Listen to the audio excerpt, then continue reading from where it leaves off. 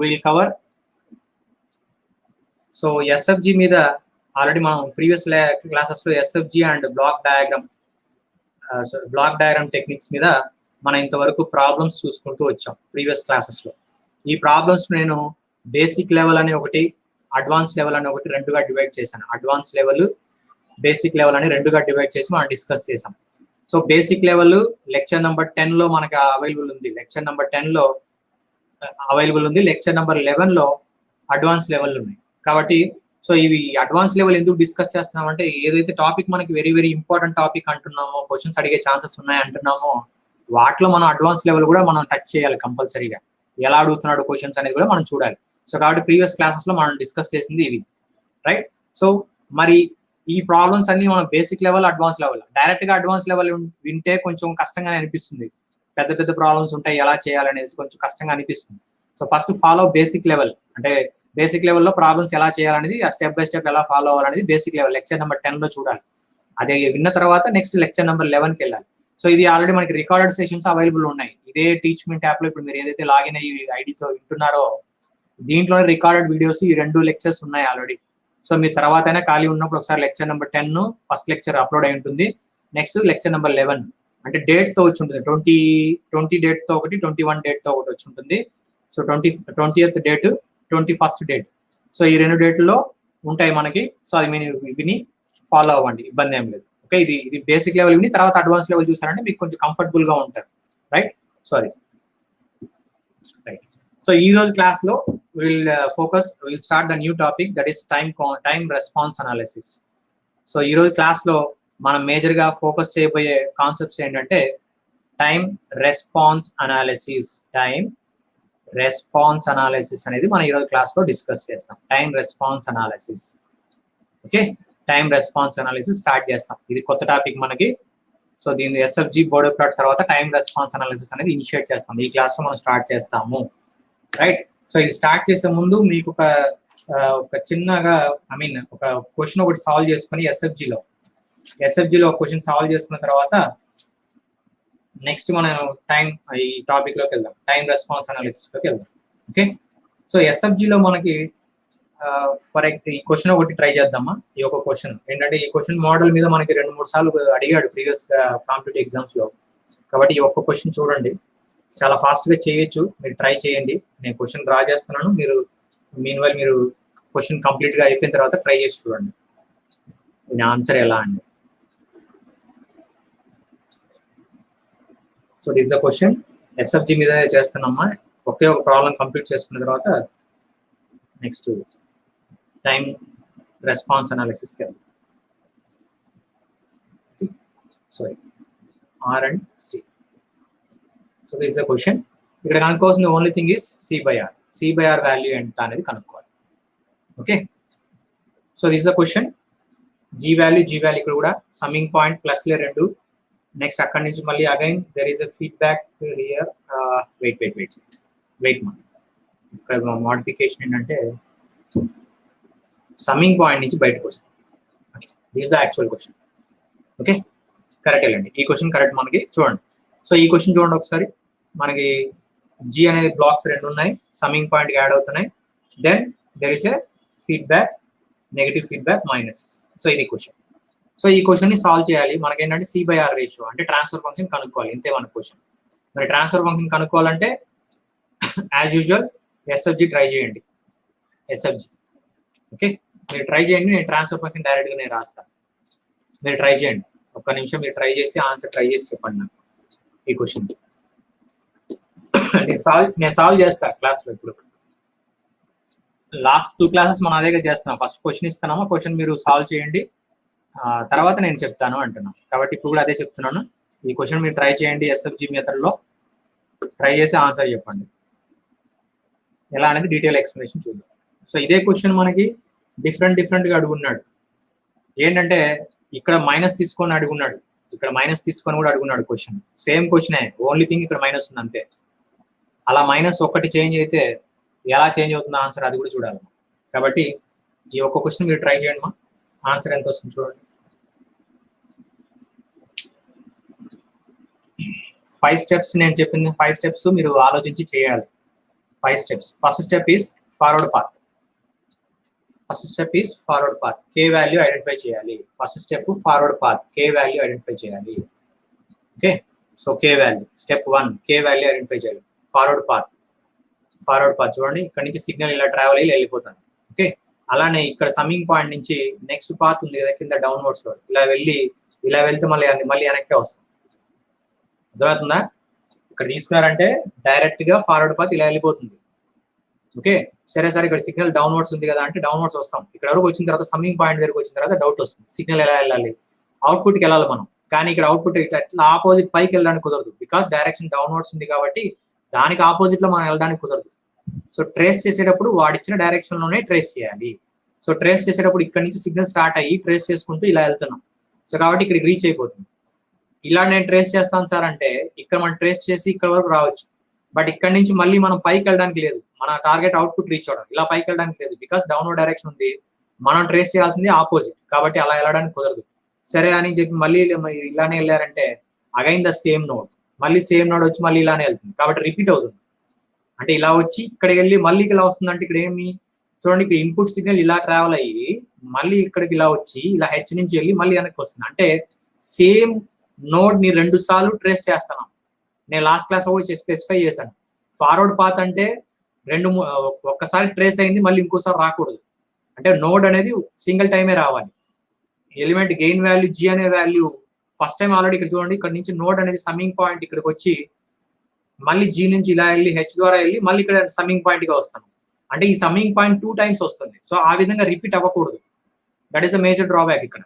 కాబట్టి దాన్ని మనం ఫార్వర్డ్ పాత్ గా కన్సిడర్ చేయము. సో ఇక్కడ ఉన్న కేసులో మనకు ఉన్నది ఏంటంటే కే వాల్యూ ఎంత అంటే K value is 1 only. K value is 1 only. K value మనకి 1. K value is 1. That is forward path ఒకటే. అంటే ట్రాన్స్ఫర్ ఫంక్షన్ మనకి ఏం రావచ్చు, P1 డెల్టా 1 బై డెల్టా, ఇంతే, రైట్. సో ఇప్పుడు P1 వాల్యూ రాయాలి. P1 వాల్యూ అంటే ఏంటి, గెయిన్ వాల్యూ కదా, forward path gain. Forward path అంటే ఇదే కదా, మరి దీనిలో గెయిన్ వాల్యూ ఎంత, జీఏ కదమ్మా. సో కాబట్టి జీ. నెక్స్ట్ డెల్టా 1 రాయాలి. డెల్టా 1 అంటే యాక్చువల్ ఫార్ములా ఏంటి, 1 మైనస్ నాన్ టచింగ్ లూప్. ఆ ఫస్ట్ ఫార్వర్డ్ పాత్ లో టచ్ కాని లూప్ ఏదైనా ఉంటే ఆ వాల్యూ రాయాలి ఇక్కడ. ఓకేనా.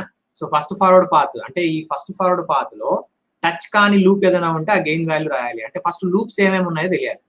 లూప్స్ తెలిస్తేనే కదా రాయగలం. సో కాబట్టి లూప్స్ ఏమేమి ఉన్నాయో చెక్ చేద్దాం ఒకసారి.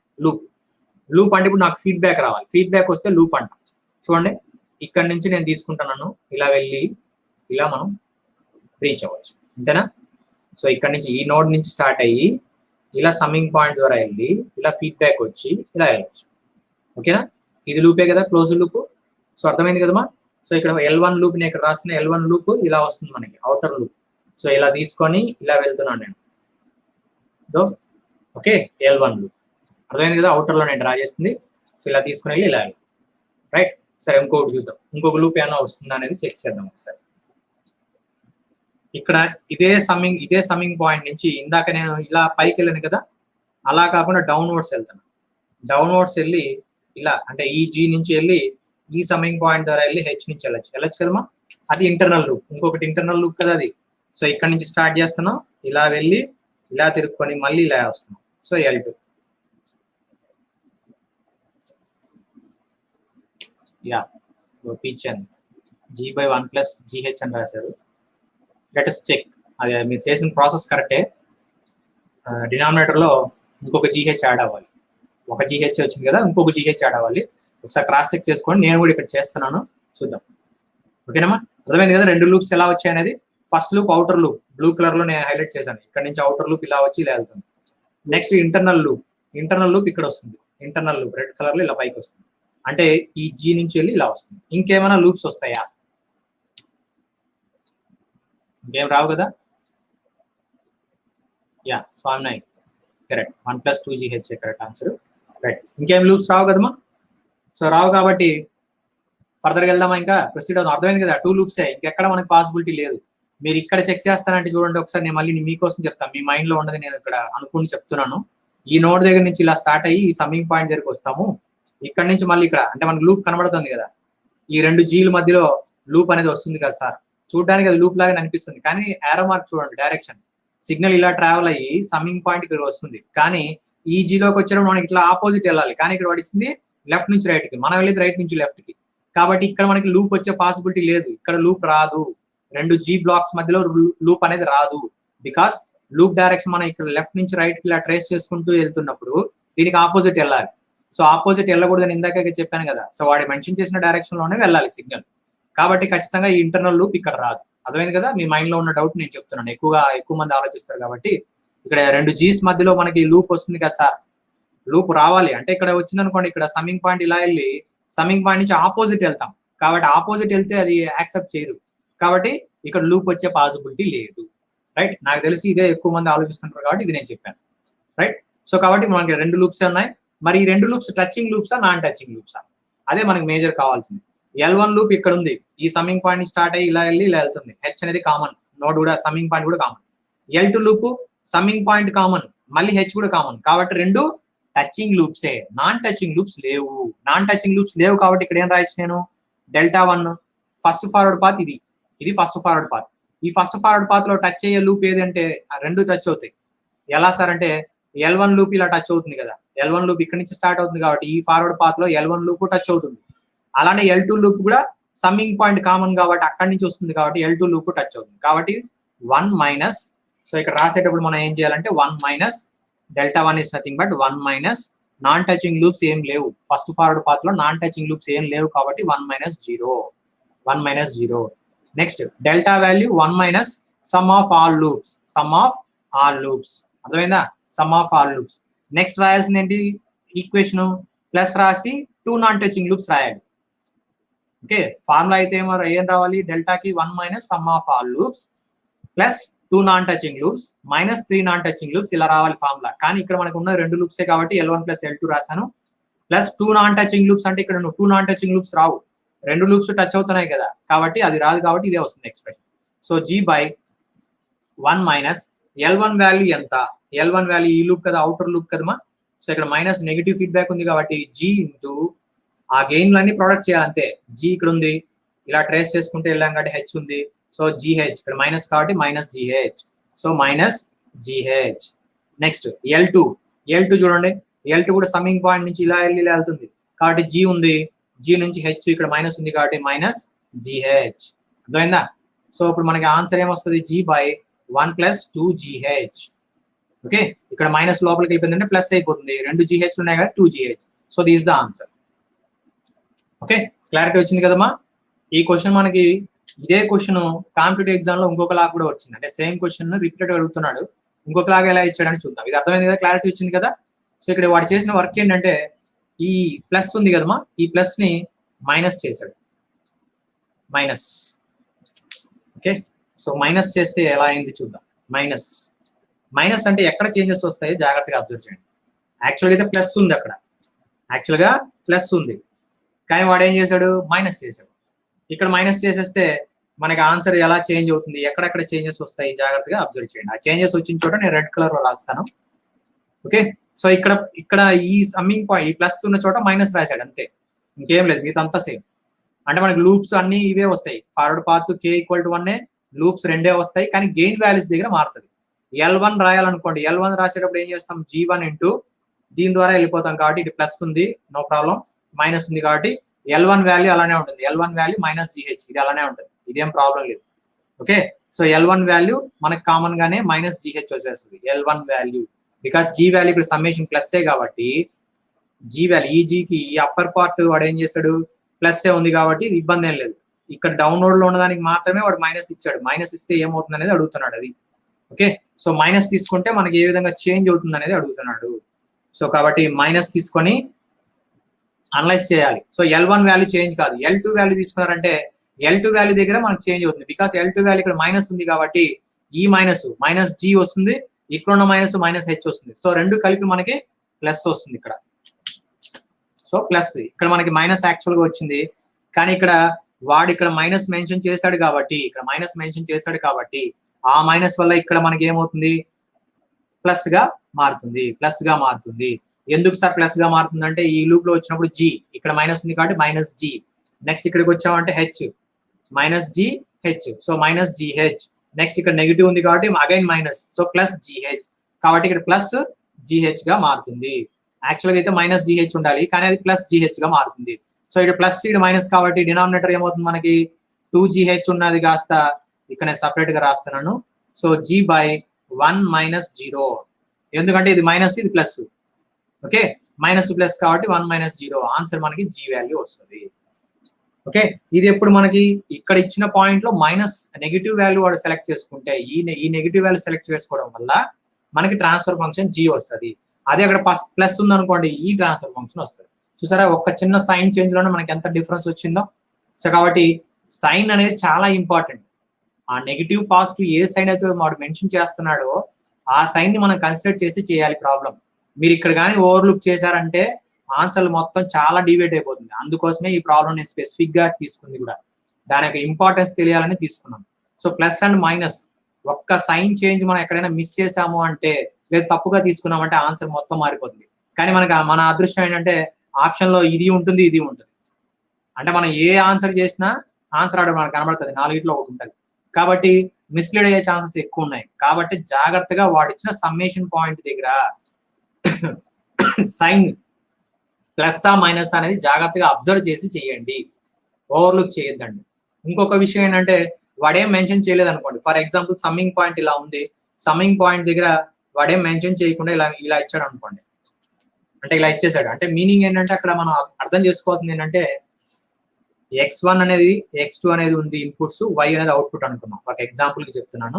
సో x1 x2 y ఉంది అంటే ఇప్పుడు నేను y ఏం రాయాలి, y ఏం రాయొచ్చు జనరల్ గా 2 సిగ్నల్స్ సమ్మేషన్ అంటున్నాం. y అనేది 2 సిగ్నల్స్ సమ్మేషన్ అంటే y is equal to x1 plus x2 అని రాయొచ్చా, y is equal to x1 plus x2, 2 signals some అవుతుంది అంటున్నాం. ఇలా సమ్ రాసిస్తున్నాం అంటే డైరెక్ట్ గా మీనింగ్ ఏంటంటే ఇక్కడ వాడు ఏం మెన్షన్ చేయలేదంటే డిఫాల్ట్ గా ప్లస్లే ఉన్నాయి అని, ఏం మెన్షన్ చేయలేదంటే ప్లస్లే ఉన్నాయి కాబట్టి మనం ప్లస్ x1 ప్లస్ x2 రాస్తున్నాం, ప్లస్ x1 ప్లస్ x2 రాస్తున్నాం. ఒకవేళ వాడు సైన్ మెన్షన్ చేస్తే, ఫర్ ఎగ్జాంపుల్ ఇక్కడ మైనస్ ఉందనుకోండి, మైనస్ ఉందంటే మైనస్ x1 రావాలి, ఇక్కడ మైనస్ ఉంటే ఈ సమ్మేషన్ దగ్గర మైనస్ ఉంటే మైనస్ x1 రావాలి, ఈడ మైనస్ ఉంటే ఈడ కూడా మైనస్ x2 రావాలి. అలా మనకి సమ్మేషన్ లో వాడు ఏది మెన్షన్ చేస్తున్నాడు అనే దాన్ని బట్టి మనం కన్సిడర్ చేయాలి. ఏం మెన్షన్ చేయలేదు అంటే డిఫాల్ట్ గా ప్లస్లే తీసుకోండి. అర్థమైంది కదమ్మా. సో సైన్ యొక్క ఇంపార్టెన్స్ ఎలా ఉంటుంది అనేది చెప్పడం కోసం ఈ ఎగ్జాంపుల్ తీసుకున్నాను. క్లారిటీ వచ్చింది కదా. సో జాగ్రత్తగా ప్రాబ్లమ్స్ చేసేటప్పుడు జాగ్రత్తగా ప్లస్లు మైనస్ జాగ్రత్తగా అబ్జర్వ్ చేయండి. ఎక్కువ మంది ఓవర్లుక్ చేసేది ఇది కాబట్టి దీని గురించి నేను చెప్తున్నాను. Okay right. సో ఇది మనకి ఎస్ఎఫ్జిలో ఒక ఇంపార్టెంట్ కీ పాయింట్ అన్నమాట. ఇది మీరు ఓవర్లుక్ చేయకుండా జాగ్రత్తగా అర్థం చేసుకొని చేయండి. Okay right. సో ఇప్పుడు మనం ట్రాన్స్ఫర్ ఫంక్షన్కి వెళ్ళిపోదాం. సరే ఇంకా నెక్స్ట్ టాపిక్ లోకి వెళ్ళిపోదాం. ఈ ఒక ప్రాబ్లం మీరు ట్రై చేయండి. ఆన్సర్ నాకు నేను టాపిక్ చెప్పే లోపల ఆన్సర్ పెట్టి చూడండి, అంటే ఐ మీన్ ట్రై చేసి నాకు చెప్పండి. చాలా సింపుల్ క్వశ్చన్ ఎస్ఎఫ్జిలోనే. Okay so -3 this value is there. So this the question we need to find out transmittance అన్నా ఓవరాల్ గెయిన్ అన్నా లేదు ట్రాన్స్ఫర్ ఫంక్షన్ అన్నా ఒకటే. Okay so this the question. ఈ క్వశ్చన్ ట్రై చేసి నాకు ఆన్సర్ నేను టాపిక్ కంప్లీట్ చేసే లోపల పెట్టండి, అంటే ఐ మీన్ ట్రై చేయండి. మీన్ వెల్ నేను నెక్స్ట్ టాపిక్ లోకి ఎంటర్ అవుతాను. Transmittance overall gain transfer function, transmittance overall gain transfer function. So ఇది డయాగ్రామ్. వాల్యూస్ ఇచ్చేసాడు. 2 నోట్స్ ఏ అండ్ బి అనేది 2 నోట్స్ ఉన్నాయి. ఏ బికి మధ్యలో గెయిన్ వాల్యూ 3, ఇక్కడ సెల్ఫ్ లూప్ ఉంది -3. ఓకేనా. సో ఇది దీన్ని సాల్వ్ చేసి చెప్పు Gopichand.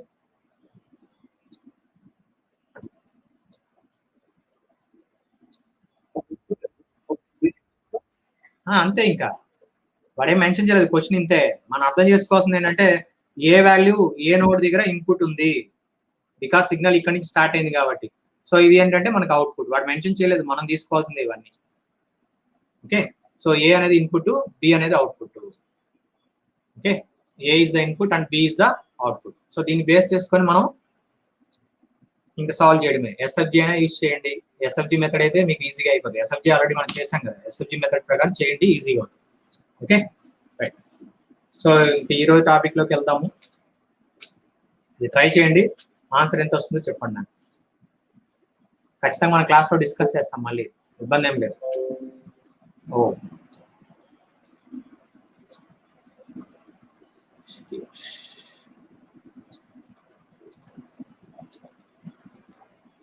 Gopichand, very good. 3/4, super. 3/4 is the answer. Good, good, good. 3/4 is the answer. Good. మిగతా వాళ్ళు ట్రై చేయండి మా, ఈ ఆన్సర్ చాలా ఈజీగా చేయొచ్చు మనము. ఇది మనకి ఏపీ జెన్కోలో 2017లో అడిగిన క్వశ్చన్. ఏపీ జెన్కోలో 2017లో రీసెంట్ గా లాస్ట్ జరిగిన ఎగ్జామ్ అది. ఏపీ జెన్కోలో 2017లో అడిగిన క్వశ్చన్. ఏపీ జెన్కో 2017. చూస్తారుగా, చాలా సింపుల్ క్వశ్చన్. ఎస్ఎఫ్జి మీరు నాలెడ్జ్ ఉంటే ఇలాంటి క్వశ్చన్ చాలా ఈజీగా చేయొచ్చు ఎస్ఎఫ్జి. ఓకే, సో ఇక్కడ మనకి ఫార్వర్డ్ పాత్ అంటే ఉన్నది ఒకటే ఫార్వర్డ్ పాత్. ట్రాన్స్ఫర్ ఫంక్షన్ రాస్తున్నాను చూడండి, ఒకటే ఫార్వర్డ్ పాత్. బికాస్ ఇన్పుట్ నుంచి అవుట్పుట్ ఒకటే ఉంది కాబట్టి P1 డెల్టా 1/డెల్టా, ఇది నాకు ఫార్ములా. సో P1 అంటే ఫస్ట్ ఫార్వర్డ్ పాత్. ఈ ఫార్వర్డ్ పాత్ గెయిన్, ఎంత వాల్యూ 3. సో 3 రాసేసాం. Next 1 minus non touching loop. ఈ ఫస్ట్ ఫార్వర్డ్ పాత్ లో టచ్ కాని లూప్ ఏదైనా ఉంటే రాయాలి. కానీ ఇక్కడ ఉండేది ఒక సెల్ఫ్ లూప్, అది కూడా టచ్ అవుతుంది కదా, కాబట్టి 1 - 0 by delta value 1 - sum of all loops. అన్ని లూప్స్ సమ్మేషన్ రాయాలి. ఇక్కడ ఉన్నది ఒకటే ఒక లూప్, సెల్ఫ్ లూప్ అయినా ఏ లూప్ అయినా లూపే కదా. సో -3 అర్థమైందా? సో 3/1 + 3 4. 3/4 is the answer. చూడండి ఎంత డైరెక్ట్ గా అయిపోయిందో, దీనికి ఎక్కువ టైం కూడా పట్టలేదు కదా. So this the answer for that. Okay, అర్థమైంది కదమ్మా. సో చాలా సింపుల్ క్వశ్చన్. ఏపీ జెన్కో 2017లో అడిగిన క్వశ్చన్. ఇన్పుట్ అవుట్పుట్ వాడు మనం కన్సిడర్ చేసుకోవాలి. ఇంకా వాడు ఇచ్చిన దాన్ని బట్టి లెఫ్ట్ సైడ్ లో ఉన్నది ఇన్పుట్, సిగ్నల్ అక్కడి నుంచి స్టార్ట్ అవుతుంది కాబట్టి ఇన్పుట్ అవుట్పుట్. సో దీన్ని సాల్వ్ చేసుకుంటే ఇలా వస్తుంది. ఎస్ఎఫ్జి మెథడ్ మనకు ఐడియా ఉంటే చాలా క్విక్ గా, నేను ఇంకా స్టెప్స్ కూడా రాయలేదు, డైరెక్ట్ గా రాసేసాను. వాల్యూస్ ఉన్నాయి కాబట్టి డైరెక్ట్ గా రాసేసాం. ఓకే, సింగిల్ లూప్ కాబట్టి ఇంకా ఈజీగా అయిపోయింది. So these are the things. So 3/4 is the answer. 3/4 is the answer. This is the question from AP Genco 2017 paper. Recent గా జరిగింది అన్నమాట, లాస్ట్ జరిగిన రిక్రూట్మెంట్ లో ఇచ్చిన క్వశ్చన్. రైట్, అర్థమైంది కదా. ఓకే, రబ్ చేస్తున్నామా, ఇంకేం డౌట్స్ ఏం లేవు కదా, అర్థమైంది కదా. P1 వాల్యూ 3, ఇక్కడ ఫార్వర్డ్ పాత్ గెయిన్ ఒకటే ఒక ఫార్వర్డ్ పాత్, ఇన్పుట్ నుంచి అవుట్పుట్ ఒకటే ఉంది కాబట్టి గెయిన్ వాల్యూ 3. డెల్టా 1 అంటే ఫస్ట్ ఫార్వర్డ్ పాత్ లో టచ్ కాని లూప్ రాయమన్నాడు. కానీ ఇది ఫస్ట్ ఫార్వర్డ్ పాత్ లో టచ్ అవుతుంది కదా, ఉన్నది ఒకటే లూప్, టచ్ అవుతుంది కాబట్టి 1 - 0. So 1 - sum of all loops, ఉన్నది ఒకటే లూప్, -3 అయిపోయింది. 3/4 answer. Okay, so this the question. Next మనకి electrical circuit to SFG. Electrical circuit to SFG మార్చాలంటే ఎలా అంటే, ఇది చిన్న లాజిక్, మనకి బేసిక్ లాజిక్, ఇది అందరికి బాగా ఐడియా ఉంటుంది. అంటే ఒక ఎలక్ట్రికల్ సర్క్యూట్ ఇస్తాడు, ఆ ఎలక్ట్రికల్ సర్క్యూట్ కి మనం ఎస్ఎఫ్జి డ్రా చేయాలి, అది కాన్సెప్ట్. ఎలక్ట్రికల్ సర్క్యూట్ వాడు ఇచ్చేస్తాడు, ఆ ఎలక్ట్రికల్ సర్క్యూట్ కి ఎస్ఎఫ్జి మనం డ్రా చేయాలి. That is the thing. Okay, so ఇది మనకి ఇచ్చిన question. We can see R2 value here, we can see 1/CS, S domain లోనే ఇస్తున్నాను, LS and R1, and we have V1 of S. So this the electrical circuit. So ఈ circuit కి ఏం చేయాలి మనం, ఎలక్ట్రికల్ సర్క్యూట్ టు ఎస్ఎఫ్జి అంటే ఈ circuit కి ఎస్ఎఫ్జి డ్రా చేయాలి, ఇది మన వర్క్. సో ఈ సర్క్యూట్ కి ఎస్ఎఫ్జి డ్రా చేయాలంటే ప్రొసీజర్ ఏంటి? జనరల్ గా అయితే మనం ఏం చేస్తాం, ఎస్ఎఫ్జి కావాలంటే మనకి ఈక్వేషన్స్ కావాలి, డిఫరెన్షియల్ ఈక్వేషన్ కావాలి. యాజ్ పర్ ప్రొసీజర్ అయితే దీనికి ఏం చేయాలంటే మనం నోడల్ ఈక్వేషన్స్ రాయాలి. బీటెక్ లో మనం నేర్చుకుందవే నోడల్ ఈక్వేషన్ కానీ, లేదంటే మెష్ ఈక్వేషన్స్ కానీ, కేవీఎల్ కానీ, కేసీఎల్ కానీ అప్లై చేసి డిఫరెన్షియల్ ఈక్వేషన్స్ తీసుకొని వచ్చి దానిని కాజ్ అండ్ ఎఫెక్ట్ రిలేషన్ లో రాసుకొని ఎస్ఎఫ్జి నోడ్స్ అంటే ఒక్కొక్క వేరియబుల్ ని ఒక్కొక్క నోడ్ గా రిప్రజెంట్ చేసి ఎస్ఎఫ్జి కంప్లీట్ చేయాలి. అంటే ఫస్ట్ డిఫరెన్షియల్ ఈక్వేషన్ తీసుకురావాలి. దీని ప్రొసీజర్ మనం ఫాలో అయ్యేది, ఫస్ట్ డిఫరెన్షియల్ ఈక్వేషన్ తీసుకొని వస్తాం, దాని తర్వాత ఎస్ఎఫ్జి డ్రా చేస్తాం. ఇది యాక్చువల్ బీటెక్ లో మనం చేసేది. డిఫరెన్షియల్ ఈక్వేషన్స్ అంటే by using KVL or KCL, KVL కానీ కేసీఎల్ కానీ ఏదో ఒకటే యూజ్ చేస్తాం, రెండు కాదు, కేవీఎల్ ఆర్ కేసీఎల్ యూజ్ చేసి డిఫరెన్షియల్ ఈక్వేషన్ అందులోంచి ఎస్ఎఫ్జి చేస్తాం. ఇది బీటెక్ లో చేసేది మనం. కానీ కాంపిటేటివ్ ఎగ్జామ్ లో ఇలాంటి క్వశ్చన్స్ వచ్చినప్పుడు ఇలా మనం చేయకూడదు, టైం ఎక్కువ తీసుకుంటాం. కాబట్టి మనం ఇక్కడ ఒక షార్ట్ కట్ నేర్చుకుంటాం. ఆ షార్ట్ కట్ ఏంటనేది చూడండి.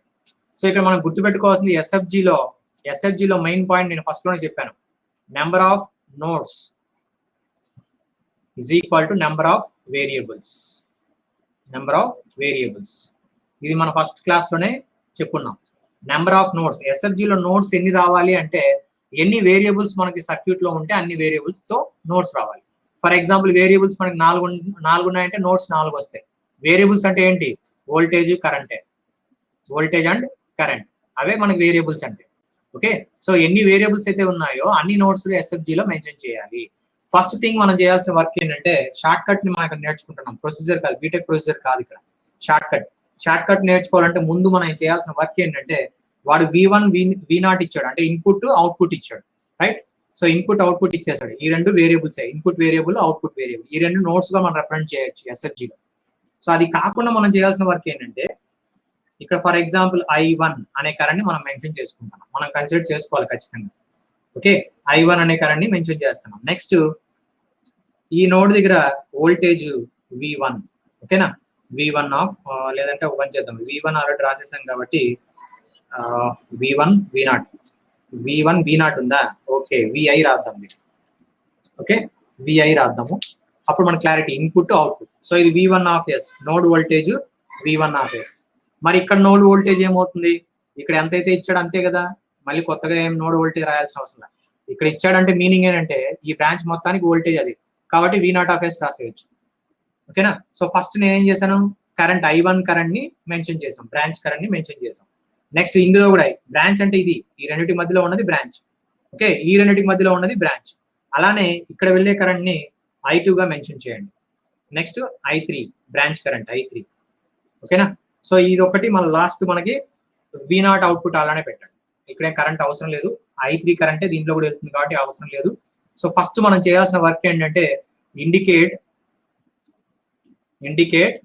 బ్రాంచ్. షార్ట్ కట్ ఇది చాలా ఈజీగా అయిపోతుంది. Indicate branch currents and node voltages. ఇది ఫస్ట్ పాయింట్. మనం చేయాల్సిన ఫస్ట్ పాయింట్ ఏంటంటే indicate branch currents and node voltages. So I1, I2, I3 అనేది బ్రాంచ్ కరెంట్స్. బ్రాంచ్ అంటే ఇక్కడ వరకే. లోపల ఇలా మెన్షన్ చేసాం అనుకోండి, anti clock wise direction mention చేస్తే లూప్ కరెంట్ అంటాం, కానీ మనకు కావాల్సిన branch currents. So branch currents ని మెన్షన్ చేయండి, అది ఫస్ట్ స్టెప్. ఓకేనా? సో నెక్స్ట్ ఏం చేస్తున్నాం, మనము ఒక్కొక్క వేరియబుల్ నోడ్ గా కన్సిడర్ చేయాలని చెప్పాం. అంటే ఇక్కడ VI ఒక వేరియబుల్, ఇది ఒక వేరియబుల్, I1 కూడా variable, V1 variable, I2 variable, I3 variable, V0 అనేది కూడా వేరియబుల్. V0 అనేది ఇక్కడ రాసాం. సో కాబట్టి ఎన్ని వేరియబుల్స్ ఉన్నాయి మనకి? 1 2 3 4 5 6 వేరియబుల్స్ ఉన్నాయి. ఓకేనా? చూడండి మళ్ళీ చెప్తాను. VI ఒక వేరియబుల్, I1 ఒక వేరియబుల్, నెక్స్ట్ V1 ఒక వేరియబుల్, నెక్స్ట్ ఇక్కడ I2 కూడా వేరియబుల్ వస్తుంది, I3 కూడా వేరియబుల్ వస్తుంది, నెక్స్ట్ V0. ఇలా మన బ్రాంచ్ కరెంట్స్ అంటే ఇక్కడ ఉన్న వోల్టేజ్ అండ్ కరెంట్సే కదా వేరియబుల్స్ అని చెప్పాను. ఇప్పుడు మనం షార్ట్ కట్ అప్లై చేస్తున్నాను, జాగ్రత్తగా అర్థం చేసుకోండి. షార్ట్ కట్ అప్లై చేసేటప్పుడు వేరియబుల్ నోడ్స్ ని ఎస్ఎఫ్జిలో ఫస్ట్ నోడ్స్ రిప్రజెంట్ చేయాలి కదా. సో నోడ్స్ కోసం ఏం చేస్తున్నాం అంటే ఫస్ట్ VI ఉంది కదమ్మా. So VI, so first node VI. So first node రాస్తున్నాను VI. సో VI అనేది first node, VI of S first node గా రిప్రజెంట్ చేస్తాం. సెకండ్ నోడ్ రిప్రజెంట్ చేసేటప్పుడు I1 రాయండి, I1 of S. Okay, third node represent చేసేటప్పుడు V1 రాయండి, అంటే ఇక్కడ current V1 Raina. So V1 of S. ఓకేనా? నెక్స్ట్ థర్డ్ నోడ్ ఇది. ఫోర్త్ నోడ్ రాసేటప్పుడు V1 తర్వాత I3కి వెళ్ళిపోవాలి, ఇంకా I2 రాయొద్దండి. ఇదే షార్ట్ కట్, కొంచెం జాగ్రత్త గుర్తుపెట్టుకోవాలి. వోల్టేజ్ కరెంట్, నెక్స్ట్ మళ్ళీ వోల్టేజ్, మళ్ళీ కరెంట్. సో I3కి వెళ్ళిపోండి, I3. Next V0. Okay, I3 తర్వాత V0. ఇలా మీరు నేర్చుకోగలిగితే ఇది చాలా ఈజీ. అదే మీరు KCL అప్లై చేస్తాం సార్ అంటే అది ఇంకా చాలా టైం పడుతుంది. సో దానికన్నా ఇది చాలా బెటర్. కొంచెం జాగ్రత్తగా, ఇనిషియల్ కాబట్టి కొంచెం జాగ్రత్తగా అర్థం చేసుకోండి ఏమేమి ఇక్కడ చేస్తున్నాను. First branch currents, node voltage represent చేసిన తర్వాత ఫస్ట్ వోల్టేజ్ VI తో స్టార్ట్ చేశాను, next branch current I1, next V1, next I3, next V0. ఇంతే నేను రిప్రజెంట్ చేస్తాను. సో V1 అంటే ఇక్కడ కూడా మనం ఏం రాయొచ్చు? V1 అంటే ఇక్కడ V1 అంటే మీనింగ్ ఏంటంటే VI ఆఫ్ S, అంతేనా? ఈ నోడ్ తీసుకుంటే ఇక్కడ కూడా మనకు వోల్టేజ్ ఎంత అంటే VI ఆఫ్ S. అంటే మనం షార్ట్ కట్ ఏంటంటే ఇక్కడ ఉన్న సిరీస్ లో ఉన్న ఎలిమెంట్స్ ఏవైతే వేరియబుల్స్ ఉన్నాయో ఆ వేరియబుల్స్ నే నోట్స్ గా రాస్తున్నాము. ఇక్కడ ఏవైతే వేరియబుల్స్ ఉన్నాయో వాటిని మనం నోట్స్ గా రాస్తున్నాం. అంటే VI I1 వోల్టేజ్ కరెంటే VI I1, next V1 I3 V0. అర్థమైంది కదా? సో అది ఫస్ట్ నోట్స్ గా రిప్రజెంట్ చేసేయండి. నెక్స్ట్ నోట్స్ గా రిప్రజెంట్ చేసిన తర్వాత ఇప్పుడు జాయిన్ చేసేయండి దీన్ని. ఓకే, ఇలా జాయిన్ చేసేసాం. ఇప్పుడు గెయిన్ వాల్యూస్ రాయాలి. VI కి I1 కి మధ్య గెయిన్ వాల్యూ రాయాలి. VI కి I1 కి మధ్య గెయిన్ వాల్యూ అంటే రెసిస్టెన్స్ ఉంది కాబట్టి ఆ రెసిస్టెన్స్ ని ఇన్వర్స్ చేసి రాయండి. 1/R1. నెక్స్ట్ I1 V1 ఒకసారి నేను రాసేస్తాను, మళ్ళీ మీకు ఎక్స్ప్లెనేషన్ ఈజీగా ఉంటుంది. Okay, so right C of S. Next last node కి మధ్య గెయిన్ వాల్యూ ఎంత ఉంటుందంటే R2 వాల్యూ ఉంటుంది. సో ఇలా రాయాలి. ఇది ఎలా రాసామో ఒకసారి చెక్ చేద్దాం. ఓకే, V1 కి I1 కి మధ్యలో రాయాలన్నప్పుడు ఇక్కడ ఉన్న resistance value series elements, shunt elements అంటాం. ఇవి సిరీస్ ఎలిమెంట్స్ R1 1/CS, ఇవి సిరీస్ ఎలిమెంట్స్, సిరీస్ లో ఉన్నవి. అంటే ఇలా ఉన్నాయి, లెఫ్ట్ నుంచి రైట్ ఉన్నాయి. హారిజాంటల్ గా ఉన్నాయి కాబట్టి సిరీస్ ఎలిమెంట్స్ అంటాం. ఓకే, R1 1/CS అనేది హారిజాంటల్ గా ఉన్నాయి కాబట్టి, లెఫ్ట్ నుంచి రైట్ కనెక్ట్ అయి ఉన్నాయి కాబట్టి, హారిజాంటల్ గా ఉన్నాయి కాబట్టి వాటిని సిరీస్ ఎలిమెంట్స్ అంటాం. సో సిరీస్ ఎలిమెంట్స్ ఇన్వర్స్ చేసి ఇక్కడ రాయాలి. అంటే 1/R1 1/CS, దీన్ని ఇన్వర్స్ చేస్తే ఏమొస్తుంది? CS వస్తుంది. కాబట్టి ఇక్కడ నేను CS రాశాను. అర్థమవుతుందా? నెక్స్ట్ షంట్ ఎలిమెంట్స్ అంటే వర్టికల్ గా ఉన్న ఎలిమెంట్స్ అలానే రాసేసుకోండి. ఇన్వర్స్ చేయొద్దండి, అలానే రాయండి. మళ్ళీ చూడండి ఒకసారి. V1 I1 నోడ్ రాశాను. V1 I1 VI I1 variable. VI అనేది ఒక నోడ్, I1 అనేది ఒక నోడ్, V1 అనేది ఒక నోడ్, నెక్స్ట్ I3 అనేది ఒక నోడ్, నెక్స్ట్ V0 అనేది ఒక నోడ్. ఓకే, క్లారిటీ వచ్చింది కదా? నెక్స్ట్ దాని తర్వాత ఏం చేస్తున్నాము? సిరీస్ లో ఉన్న ఎలిమెంట్స్, షంట్ లో ఉన్న ఎలిమెంట్స్. ఫస్ట్ సిరీస్ ఎలిమెంట్ వచ్చింది కాబట్టి ఇక్కడ రాసేటప్పుడు ఇన్వర్స్ చేసి రాయండి. సిరీస్ ఎలిమెంట్ రాసేటప్పుడు ఇన్వర్స్ చేసి రాయండి. షంట్ ఎలిమెంట్ వచ్చింది, నెక్స్ట్ షంట్ ఎలిమెంట్ అలానే రాసేయండి, LSA రాయండి. మళ్ళీ అగైన్ సిరీస్ ఎలిమెంట్ వచ్చింది కాబట్టి ఇన్వర్స్ చేసి రాయండి, CS. నెక్స్ట్ షంట్ ఎలిమెంట్ వచ్చింది, డైరెక్ట్ గా రాసేయండి. ఓకే, సో సిరీస్ ఎలిమెంట్ అయితే డైరెక్ట్ గా రాయడము, సిరీస్ ఎలిమెంట్ అయితే రివర్స్ చేసి రాయడము, షంట్ ఎలిమెంట్ అయితే డైరెక్ట్ గా రాయడం అనేది చేయాలి. ఓకే, అర్థమైంది కదా? నెక్స్ట్ ఇప్పుడు ఫీడ్బ్యాక్స్ రావాలి. ఫీడ్బ్యాక్స్ అంటే ఇక్కడ నుంచి V0 నుంచి I1 కి ఒక ఫీడ్బ్యాక్ వస్తుంది. V0 నుంచి I1 కి ఒక ఫీడ్బ్యాక్, V0 నుంచి I1 కి ఈ నోడ్ కి ఒక ఫీడ్బ్యాక్ వస్తుంది. దానికి గెయిన్ వాల్యూ రాయాలి. అలానే ఇక్కడ నుంచి ఇక్కడికి ఒక గెయిన్ వాల్యూ రాయాలి. అలానే ఇక్కడ నుంచి ఇక్కడికి ఒక గెయిన్ వాల్యూ వస్తుంది. రైట్, అంతే. మళ్ళీ ఇక్కడ లాస్ట్ కి రాదు, ఇక్కడ వదిలేయాలి. సో ఇక్కడ వస్తుంది మనకి. లాస్ట్ నుంచి స్టార్ట్ చేస్తున్నాం. లాస్ట్ నుంచి స్టార్ట్ చేసేటప్పుడు ఏం చేయాలంటే సిఎస్ ఎక్కడ ఉంది? ఇక్కడ మనకి సిఎస్ ఉందా? సిఎస్ LS ఇది ఉంది కదా, ఈ వాల్యూస్. ఈ లాస్ట్ ఎలిమెంట్ R2 వదిలేయండి, ఎందుకంటే ఇక్కడే కదా లూప్ రాస్తున్నాం. ఇక్కడ నుంచి వెనక్కి రాసుకుంటే వెళ్ళిపోండి. ఇంకా సిఎస్ ఇది ఏం రావాలి? LS రావాలి. ఇక్కడ 1/R1 రావాలి. ఓకేనా? అర్థమైంది కదా? సో R2 దగ్గర లూప్ వస్తుంది. ఆ లూప్ మనకి రైట్ నుంచి లెఫ్ట్ కి వెళ్ళేలాగానే ఉంటుంది. ఇలా రైట్ నుంచి లెఫ్ట్ కి వెళ్తుంది కాబట్టి ఇక్కడ రాసే గెయిన్ వాల్యూ ఎంత ఉండాలంటే ఇక్కడ ఏదైతే ఉందో ఆ గెయిన్ వాల్యూ రాయండి. ఇక్కడ రాసేది ఇక్కడ ఉన్న గెయిన్ వాల్యూ రాయండి. ఇక్కడ రాసేది ఇక్కడ ఉన్న గెయిన్ వాల్యూ రాయండి. ఓకే, ఇవన్నీ రాసిన తర్వాత మైనస్ పెట్టుకోండి పైన మాత్రమే. సో ఇది మనం గుర్తుపెట్టుకొని 2-3 సార్లు ప్రాక్టీస్ చేశారంటే ఇలాంటి ఎలక్ట్రికల్ సర్క్యూట్స్ వచ్చినప్పుడు చాలా ఈజీగా రాయొచ్చు. లేదంటే KVL KCL రాసి అక్కడెక్కడైనా మిస్టేక్ అయిందంటే మళ్ళీ మనకి SFG తప్పు వచ్చేస్తుంది. కాబట్టి నేను ఈ మెథడ్ చెప్తున్నాను. ఫస్ట్ లో కొంచెం ఇబ్బందిగా ఉండొచ్చు, ఒకసారి జాగ్రత్తగా అర్థం చేసుకొని ప్రాక్టీస్ చేయండి. ఈ మెథడ్ అయితే మనకు డైరెక్ట్ గా ఆన్సర్లు వచ్చేస్తాయి. సో కాంపిటేటివ్ ఎగ్జామ్ లో ఇలాంటి షార్ట్ కట్స్ మనం కొంచెం జాగ్రత్తగా నేర్చుపెట్టుకోవాలి. అలా KVL KCL రాసి ఈక్వేషన్స్ లో ఇబ్బంది పడడం కన్నా ఇలాంటివి ఫాలో అవడం బెటర్ అని నా ఉద్దేశం. ఓకేనా? సో ఒకసారి నేను మళ్ళీ చెప్తాను, ఒకసారి క్రాస్ చెక్ చేసుకోండి. లాస్ట్ ఇదే ఫైనల్. ఫస్ట్ ఏం చేయాలి? బ్రాంచ్ కరెంట్స్ ఇండికేట్ చేయండి అని చెప్పాం. I1 I2 I3 branch currents, node voltage indicate చేయండి అని చెప్పాం. సో వేరియబుల్స్ ఏమవుతాయంటే VI అనేది ఒక వేరియబుల్, I1 అనేది ఒక వేరియబుల్, V1 అనేది ఒక variable, I3 variable, V0 variable. అలా వేరియబుల్స్ అన్ని ఇండికేట్ చేసుకుంటే వెళ్ళిపోయాం. అంటే నోడ్స్ ఇండికేట్ చేసాం. నెక్స్ట్ VI కి I1 కి మధ్య రెసిస్టెన్స్ ఉంది కాబట్టి సిరీస్ లో ఉన్న వాటిని అన్నిటిని ఇన్వర్స్ చేసి రాయండి. షంట్ లో ఉన్నవి అలానే పెట్టుకోండి. సిరీస్ లో ఉన్నవి ఇన్వర్స్ చేసి రాయండి. అంటే VI కి I1 కి మధ్యలో ఉన్నదాన్ని 1/R గా రాయండి. నెక్స్ట్ I1 కి V1 కి మధ్యలో రాసేటప్పుడు LS వస్తుంది, అది షంట్ బ్రాంచ్ కాబట్టి దాని అలానే LS గా రాసుకోండి. నెక్స్ట్ V1 I3 రాసేటప్పుడు సిరీస్ బ్రాంచ్ కాబట్టి ఇన్వర్స్ చేసి రాయాలి కాబట్టి CS గా రాయండి. Next I3 V0, I3 V0 కి మధ్యలో R2 వస్తుంది, షంట్ బ్రాంచ్ కాబట్టి అలానే రాసేసుకోండి. రైట్, ఇక్కడ వరకు ఫార్వర్డ్ పాత్ అయిపోయింది. ఇంకా ఫీడ్బ్యాక్స్ రాసేటప్పుడు రైట్ నుంచి లెఫ్ట్ కి రాసుకుంటారండి. ఏరో మార్క్స్ అన్ని రైట్ నుంచి లెఫ్ట్ కి వస్తాయి, అన్ని నెగిటివ్ ఫీడ్బ్యాక్సే. రాసేటప్పుడు గెయిన్ వాల్యూస్ ఎలా రాయాలంటే ఒకటి వదిలేయాలి, R2 వదిలేసి లాస్ట్ నుంచి R2 వదిలేసి ఈ గెయిన్స్ అన్ని ఇక్కడ ఆపోజిట్ రాసుకుంటారండి. సిఎస్ ఇక్కడ, ఎల్ఎస్ ఇక్కడ, 1/R ఇక్కడ. ఇలా కొంచెం ప్రాక్టీస్ చేయండి 2-3 సార్లు, ఆటోమేటిక్ గా మనకి ఈజీగా ఈజీగా మనకి ఈ షెడ్యూల్స్ మొత్తం అంటే ఐ మీన్ ఈ మొత్తం మనకి కంఫర్టబుల్ గా అర్థమైపోతుంది. అంటే ఈ మెథడ్ నేను ఎందుకు ఫాలో చేస్తున్నా కూడా చెప్తున్నాను. మీరు డైరెక్ట్ గా కేవీఎల్ కేసీఎల్ చేయాలంటే టైం ఎక్కువ పడుతుంది, మిస్టేక్స్ చేసే పాసిబిలిటీ ఉంది కాబట్టి ఈ మెథడ్ ఫాలో అవ్వండి అని చెప్తున్నాను. ఇది 1-2 సార్లు ప్రాక్టీస్ చేయండి, మీకు ఆటోమేటిక్ గా కమాండ్ వస్తుంది. రైట్, ఓకేనా? Okay, good. So next topic లోకి వెళ్దాం. ఇంకా టైం రెస్పాన్స్ గురించి ఇంట్రడక్షన్ చూద్దాం ఈ రోజు క్లాస్ లో. అర్థమైంది కదమ్మా? దీంట్లో ఏమైనా డౌట్లు ఉన్నాయా? నలుగురే ఉన్నారు. చెప్పు గోపిచంద్.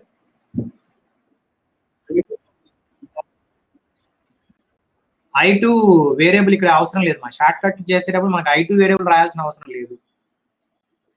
అంటే నేను అందుకే ఇక్కడ ఉన్న హైలైట్ చేశాను నేను మీకు. అంటే మీరు ఇలా I2 డిబేట్ అవుతారని నేను ఇక్కడ రాశాను. ఇక్కడ మనకి ఏంటంటే ఇక్కడ మనకి ఏవైతే కనబడుతున్నాయో మనకి వేరియబుల్స్, ఆ వేరియబుల్స్ ఇక్కడ రాసుకుంటే చాలు నోడ్గా. అంటే VI అంటే ఇక్కడ VI ఇచ్చాడంటే ఇక్కడ VI అని. నెక్స్ట్ I1, I2 అవసరం లేదు, I2 అవసరం లేదు, I2 అవసరం.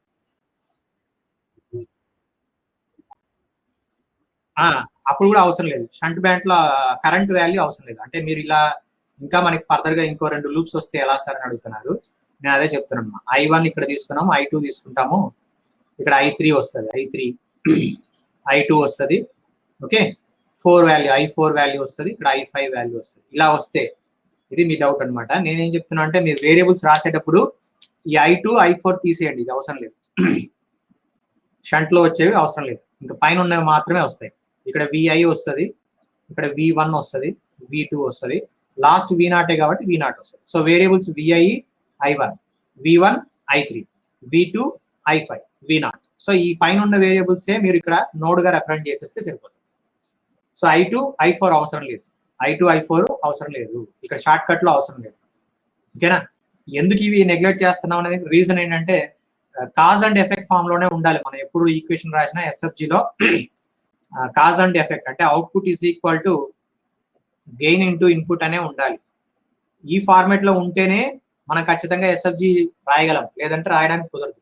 సో మీరు I2 తీసుకున్నారంటే అవుట్పుట్ అండ్ ఇన్పుట్ ఫార్మేట్ లో రాదు. మీరు కేవీఎల్ ఈక్వేషన్స్ అని రాసుకున్నప్పుడు I2ని ఫోకస్ చేసుకున్నారంటే ఇలాంటి ఈక్వేషన్ రిలేషన్ రాదు మనకి.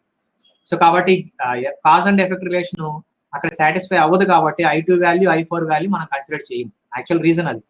సో I2 I4 ఎందుకు మనం కన్సిడర్ చేయట్లేదంటే output is equal to gain into input. అంటే ఇక్కడ మీనింగ్ ఏంటంటే కాజ్ అండ్ ఎఫెక్ట్ రిలేషన్ ని సాటిస్ఫై చేయట్లేదు, అవుట్పుట్ అండ్ ఇన్పుట్ రిలేషన్ ని సాటిస్ఫై చేయదు కాబట్టి ఈ 2 ఈక్వేషన్స్ ని ఎలిమినేట్ చేసేసి మిగిలిన ఈక్వేషన్స్ మాత్రమే ఫోకస్ చేసి రాస్తాం. సో ఇవన్నీ మనకి ఏంటంటే కేవీఎల్ కేసులు రాసినప్పుడు ఆ కాన్సెప్ట్ మనకు వస్తుంది. అందుకని I2 I4 ని ఎలిమినేట్ చేస్తాం. సో అది ఇక్కడ మెయిన్ రీజన్. ఓకేనా? ఫర్దర్ వెళ్దాం అయితే నెక్స్ట్ కాన్సెప్ట్ లోకి. ఓకేనా గోపి, క్లారిటీ వచ్చిందా? Okay, right. So next concept లోకి వెళ్దాము.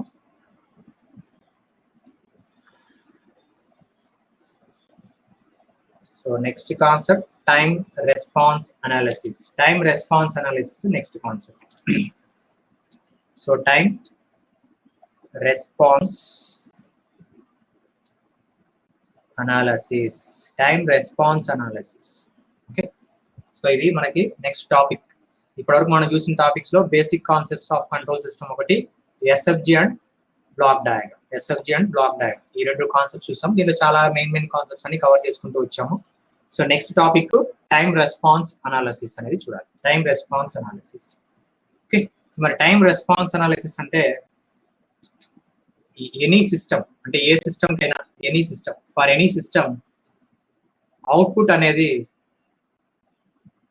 అనేది transient response, steady state response రెండుగా ఉంటుంది. ఏ సిస్టమ్ కైనా అవుట్పుట్ అనేది మనకి a combination of transient response and steady state response, steady state response అని రెండు రకాలుగా మనకు ఉంటాయి ఫర్ ఎనీ సిస్టమ్. ఏ సిస్టమ్ కైనా అవుట్పుట్ మనం రాస్తున్నాం అంటే ట్రాన్సియంట్, స్టడీ స్టేట్ ఉంటుంది. ఓకే, మరి ఇక్కడ కంట్రోల్ సిస్టమ్ గురించి మనం డిస్కస్ చేస్తున్నాం కాబట్టి కంట్రోల్ సిస్టమ్ లో మనకి ట్రాన్సియంట్ రెస్పాన్స్ దేని మీద డిపెండ్ అయి ఉంటుంది? Transient response depends on nature of system. Nature of system అంటే సిస్టమ్ పోల్స్ మీద డిపెండ్ అయి ఉంటుంది. సిస్టమ్ పోల్స్ మీద. అదే మనకి స్టడీ స్టేట్ అనుకోండి, it depends on nature of input. Nature of input మీద డిపెండ్ అయి ఉంటుంది. అంటే ఇన్పుట్ పోల్స్ మీద డిపెండ్ అయి ఉంటుంది. అంటే ఈ సిస్టమ్ పోల్స్ అంటే ఏంటి, ఇన్పుట్ పోల్స్ అంటే ఏంటో తెలియాలి మనకి. ట్రాన్సియంట్ అనేది నేచర్ ఆఫ్ సిస్టమ్ మీద డిపెండ్ అయి ఉంటుంది. That is nothing but system poles. Steady state అనేది నేచర్ ఆఫ్ ఇన్పుట్. ఏ టైప్ ఆఫ్ ఇన్పుట్ ఇస్తున్నాము, స్టెప్పా, ర్యాంపా, పెరాబోలానా, ఇలా మనకి డిఫరెంట్ గా ఇన్పుట్స్ ఉన్నాయి. ఆ ఇన్పుట్ పోల్స్ మీద డిపెండ్ అయి ఉంటుంది అంటాం. సో ఇది ఏంటంటే మనకి జనరల్ గా మనకి మ్యాథ్స్ లో చదువుకుంటారు, కాంప్లిమెంటరీ ఫంక్షన్, పర్టికులర్ ఇంటిగ్రల్ అంటాం. సో అదే ఇది అంటే ట్రాన్సియంట్ రెస్పాన్స్ ని కాంప్లిమెంటరీ ఫంక్షన్ అంటాం, స్టడీ స్టేట్ రెస్పాన్స్ ని పర్టికులర్ ఇంటిగ్రల్ అంటాం. అలానే ఇంకా కొన్ని టర్మ్స్ ఉన్నాయి మనకి, నేను సపరేట్ గా అది రాస్తాను, ఎందుకంటే ఈ టర్మినాలజీ కూడా మనకి ఇంపార్టెంట్. టర్మినాలజీ మనకి బేసిక్ గా కాంపిటేటివ్ ఎగ్జామ్ లో ఈ టర్మినాలజీ కూడా కొంచెం ఐడియా ఉండాలి. సో ట్రాన్సియంట్ రెస్పాన్స్ ని డిఫరెంట్ నేమ్స్ ఉన్నాయో అవన్నీ నేను లిస్ట్ అవుట్ చేస్తున్నాను. సోర్స్ ఫ్రీ రెస్పాన్స్ అంటాం. ట్రాన్సియంట్ రెస్పాన్స్ ని సోర్స్ ఫ్రీ రెస్పాన్స్ అంటాం. Or we can say complementary response. Complementary function అంటాం కదా, దాన్నే కాంప్లిమెంటరీ రెస్పాన్స్ అంటాం. అలానే న్యాచురల్ రెస్పాన్స్ అని కూడా అంటారు. న్యాచురల్ రెస్పాన్స్ అని కూడా అంటాము. And one more thing, zero input response, ZIR, zero input response, or we can say actual response. ఓకేనా? సో ట్రాన్సియంట్ రెస్పాన్స్ కి ఇన్ని నేమ్స్ ఉన్నాయి. సో ఈ నేమ్స్ అన్ని మనం జాగ్రత్తగా గుర్తుపెట్టుకోవాలి, రాసి పెట్టుకోండి. సోర్స్ ఫ్రీ రెస్పాన్స్ అంటే మన క్వశ్చన్ అడిగేటప్పుడు ఫైండ్ సోర్స్ ఫ్రీ రెస్పాన్స్ అని అడిగినప్పుడు మనం ఐడెంటిఫై చేయాలి, ట్రాన్సియంట్ రెస్పాన్స్ ఆ స్టడీ స్టేట్ రెస్పాన్స్ అని. So source free response or complementary response or natural response or you can say ZIR or you can say actual response. ఓకేనా? So ఇవి different names. ఇవన్నీ మనకి ప్రీవియస్ గా మనం చదివిన కాన్సెప్ట్స్ ఇవన్నీ. అంటే ట్రాన్సియంట్ రెస్పాన్స్ ని డిఫరెంట్ నేమ్స్ తో ఎలా పిలుస్తారని చెప్పాను. So transient response mainly depends on system poles. అంటే ఏంటి, ఇన్పుట్ పోల్స్ అంటే ఏంటి చూడాలి. స్టడీ స్టేట్ కూడా డిఫరెంట్ నేమ్స్ ఉన్నాయి, అవి కంప్లీట్ చేసుకున్నాక then will go for the classification. Okay, ఈ రెండింటిని ఎలా ఐడెంటిఫై చేయాలో చూద్దాం. రైట్, అర్థమైంది కదా? సో ఇప్పుడు నేను స్టడీ స్టేట్ రెస్పాన్స్ కి డిఫరెంట్ నేమ్స్ ఉన్నాయి, అవి కూడా రాస్తాను ఇక్కడ. స్టడీ స్టేట్ రెస్పాన్స్ కి డిఫరెంట్ నేమ్స్ ఉన్నాయేమో అవి కూడా చూద్దాం. సో స్టడీ స్టేట్ రెస్పాన్స్ కి డిఫరెంట్ నేమ్స్ ఉన్నాయి. ఆ నేమ్స్ అనేది చూడండి ఒకసారి జాగ్రత్తగా. Particular response or particular integral అంటాం. మ్యాథ్స్ లో మనకు వస్తుంది కదా పర్టికులర్ ఇంటిగ్రల్ అంటాం. Or you can say forced response or you can say zero state response. ఓకేనా? జీరో స్టేట్ స్టేట్ అనేది మీనింగ్. జీరో స్టేట్ అంటే ఇనిషియల్ వాల్యూస్ మీద డిపెండ్ కాదు, స్టేట్ అంటే initial values. So initial values system యొక్క initial values మీద depend కాకుండా వచ్చే రెస్పాన్సే steady state response. Initial values మీద డిపెండ్ కాకుండా వచ్చేది steady state response. Zero state అంటే ఇనిషియల్ వాల్యూస్ జీరో అంటే సిస్టమ్ లో ఇనిషియల్ వాల్యూస్ అంటే సిస్టమ్ లో ఇండక్టర్, కెపాసిటర్స్ ఉంటాయి కదా, దాంట్లో ఉన్న ఎనర్జీ ప్రీవియస్ గా ఏమైనా ఎనర్జీ స్టోర్ అయి ఉందా లేదా అనేది దానికి సంబంధం లేదు. ఇండక్టర్ లో ప్రీవియస్ గా ఎనర్జీ ఉందా అంటే లేదనే తీసుకుంటాం ఇక్కడ. అలా ఇండక్టర్ లో ఎనర్జీ ఏం లేదు అని తీసుకుంటున్నాం అంటే స్టడీ స్టేట్ రెస్పాన్స్ ని అనలైజ్ చేస్తున్నాము అని అర్థం. ఓకే, సో ఇండక్టర్ లో ఎనర్జీ ఏం లేదు ప్రీవియస్ గా అంటే ఇనిషియల్ వాల్యూస్ ఏం లేవు కాబట్టి మనం స్టడీ స్టేట్ రెస్పాన్స్ ని అనలైజ్ చేస్తున్నాము అని మీనింగ్. అర్థమవుతుందా? సో ఒకవేళ ఇండక్టర్ లో మన ఇనిషియల్ గా ఎనర్జీ స్టోర్ అయిందని తీసుకున్నామంటే ట్రాన్సియంట్ రెస్పాన్సెస్ వస్తాయి. సో కాబట్టి ఇనిషియల్ వాల్యూస్ మీద డిపెండ్ అయ్యేది ట్రాన్సియంట్, ఇనిషియల్ వాల్యూస్ మీద డిపెండ్ అయ్యేది ఇది కాకుండా అడిషనల్ గా ఒకటి వచ్చింది ఏంటంటే ఇనిషియల్ వాల్యూస్ మీద డిపెండ్ అయ్యేది transient response. Independent of initial values వచ్చి steady state response. Independent of initial values వచ్చి స్టడీ స్టేట్ రెస్పాన్స్. ఓకేనా, అర్థమైంది కదా? రైట్. సో ఇవి మనకి మేజర్ గా డిఫరెంట్ నేమ్స్ అనమాట. ఇవి కాంపిటేటివ్ ఎగ్జామ్ లో మనకి డిఫరెంట్ నేమ్స్ లో అడుగుతూ ఉంటాడు. రైట్. సో ఇక్కడ మనకి ట్రాన్సియంట్ రెస్పాన్స్ ని అనాలిసిస్ చేయాలంటే we need to go for standard test signals. Standard test signals మనం యూజ్ చేసి అనాలిసిస్ చేయాలి. ఇది ఆల్రెడీ మనకి తెలిసిందే. Impulse, step, ramp, parabola. So impulse అంటే ప్రాక్టికల్ గా షాక్ ని రిప్రజెంట్ చేస్తుంది. సడన్ షాక్ అంటాం కదా, షాక్ అంటున్నాం అంటే ఇంపల్స్ రెస్పాన్స్ అని. అలానే స్టెప్ అనుకోండి, స్టెప్ అంటే ప్రాక్టికల్ గా మనకి పొజిషన్ ని రిప్రజెంట్ చేస్తుంది. ఒక పొజిషన్ లో మారుస్తున్నాం, పొజిషన్ ని రిప్రజెంట్ చేస్తుంది. ర్యాంప్ అంటే వెలాసిటీని రిప్రజెంట్ చేస్తుంది. పారాబోలా అంటే యాక్సలరేషన్ ని రిప్రజెంట్ చేస్తుంది. దీన్నే మనము KP, position constant, velocity error constant, acceleration error constant అని చెప్పి స్టడీ స్టేట్ అనాలిసిస్ చేసేటప్పుడు ఈ కాన్స్టెంట్ ఎర్రర్ కాన్స్టెంట్స్ ని మనం డిస్కస్ చేస్తాం. ఎర్రర్ కాన్స్టెంట్స్ అంటే depending upon the type of the signal. K P వస్తుందంటే స్టెప్ సిగ్నల్ ఇస్తున్నామండి, కేవీ ఇస్తున్నామంటే ర్యాంప్ సిగ్నల్ అని, కేఏ వస్తుందంటే పారాబోలిక్ సిగ్నల్ అండి. ఎర్రర్ కాన్స్టెంట్స్ మనకి ఇదే టాపిక్ లో వస్తుంది. ఎర్రర్ స్టడీ స్టేట్ డిస్కస్ చేసేటప్పుడు స్టడీ స్టేట్ లో ఎర్రర్ గురించి డిస్కస్ చేస్తాము. అక్కడ మనకి ఏ విధంగా ఈ కేపీ, కేవీ, కేఏ వాల్యూస్ ఏ విధంగా వస్తాయి అనేది కూడా మనం డిస్కస్ చేస్తాం. సో దీనికి ఫార్ములాస్ ఆల్రెడీ మనకు తెలిసే ఉంటుంది. g of s into h of s. అదే కేవీ అనుకోండి s into g of s. KA అనుకోండి limit s tends to 0 s square into g of s h of s. ఇలా మనకి error coefficients steady state error coefficients లేదంటే constants కి formulas ఉన్నాయి depending upon the type of the input signal. Okay, type of the input signal. Okay, అర్థమైందా? So దీంట్లో మనకి స్టెబిలిటీని analyse చేయాలంటే ఎక్కువగా మన ఇంపల్స్ సిగ్నల్ ని వాడతారు. స్టెబిలిటీని అనలైజ్ చేయాలంటే ఇంపల్స్ సిగ్నల్ ని యూజ్ చేసి స్టడీ చేస్తారు. స్టెబిలిటీని అనలైజ్ చేయాలంటే జనరల్ గా ఇంపల్స్ సిగ్నల్స్ ని వాడతారు ప్రాక్టికల్ గా. మరి ఇవన్నీ ఏంటంటే ఇవన్నీ ఎబిలిటీని డిసైడ్ చేస్తుంది.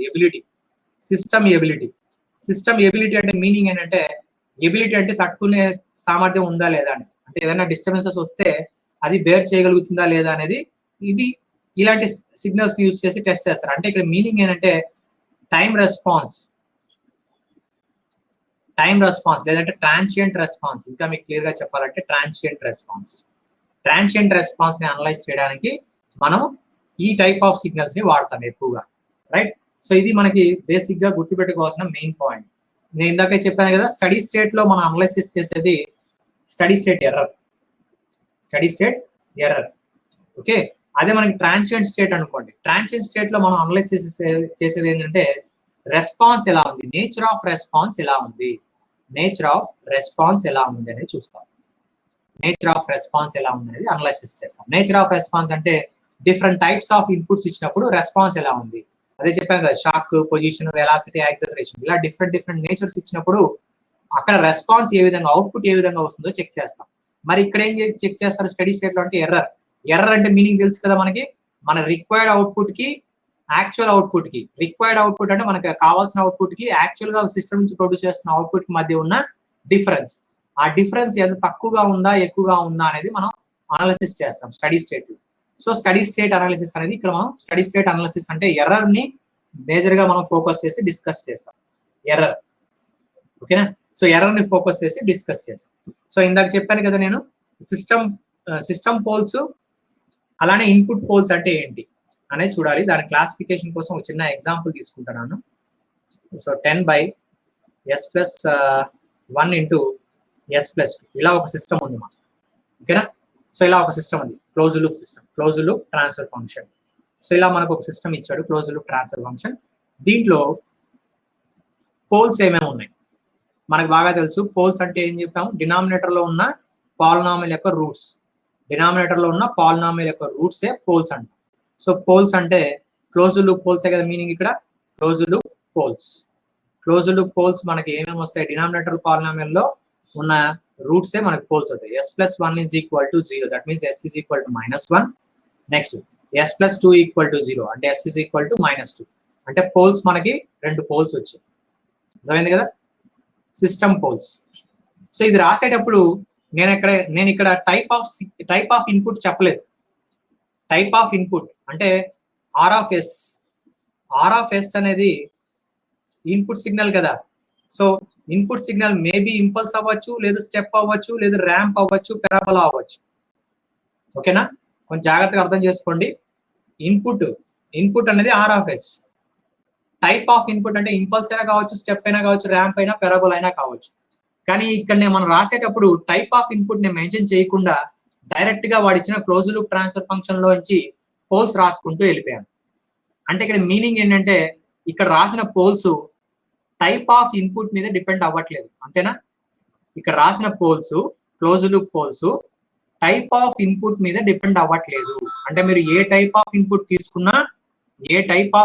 తీసుకున్నా క్లోజ్ లూప్ పోల్స్ ఇవే ఉంటాయి, అంతేనా మీనింగ్.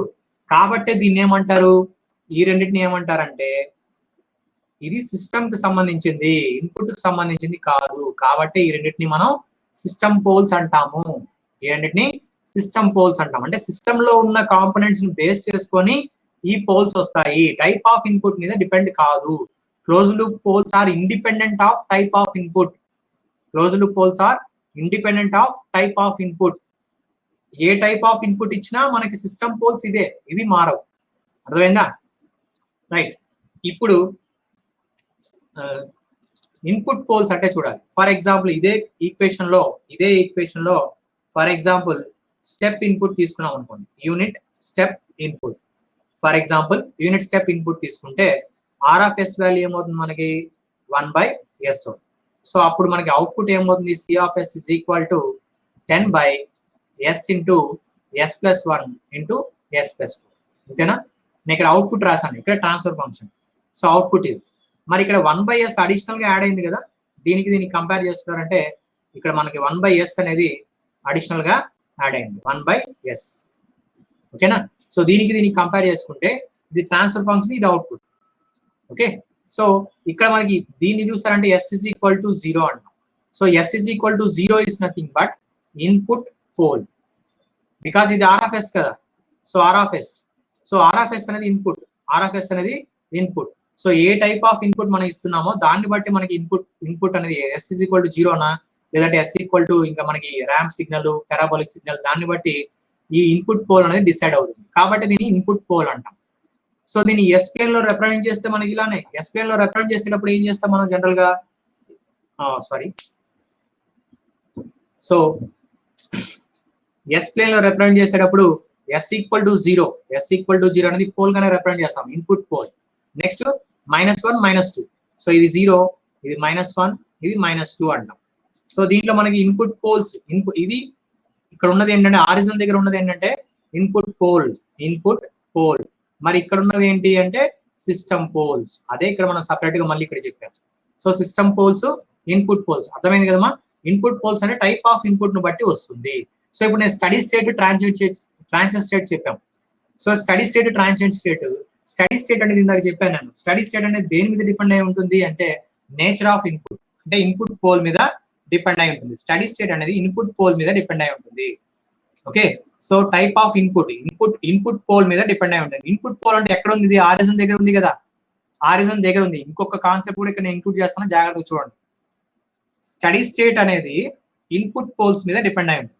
మరి ఇన్పుట్ పోల్స్ అంటే ఎక్కడ రిప్రజెంట్ చేస్తున్నాము, ఆరిజిన్ దగ్గరే కదా. ఇన్పుట్ పోల్ అంటే బేసిక్ గా ఆరిజిన్ దగ్గరే వస్తుంది. Because R of S value 1/s అన్నాం. దేనికి, ఇది స్టెప్ కి అయితే 1/s.